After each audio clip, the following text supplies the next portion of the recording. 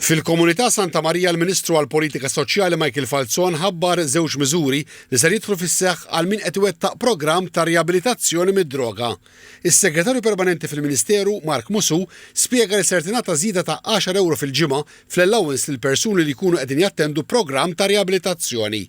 Barra minn hekk, spjega li persuni li jtemmu b'suċċess il-programm u jsibu xogħol fiss minn din is-sena ser ikollhom id-dritt għal 4 snin kontribuzzjonijiet akkreditati tas-Sigurtà Soċjali. Ġifieri issa dawn il-persuni għandhom saħansitra sa 4 snin ta' kontribuzzjonijiet illi ma jħallsuhomx meta jerġgħu jibdew jaħdmu wara li jkunu temmew b'suċċess il-programm.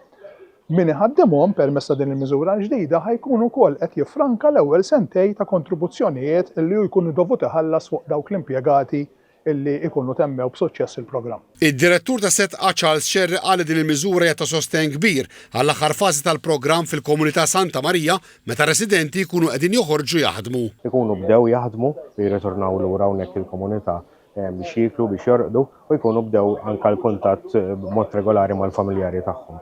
U allura miżura bħal di żgur illi tgħin biex din ir-reintegrazzjoni tkun kemm jista' jkun smooth u tgħinhom ukoll biex l-employer kollu inċentiv biex iħaddem residenti li jtemmu b'suċċess dan il-programm. Fost dawk li temmew b'suċċess il-programm ta' riabilitazzjoni Dawn Jones.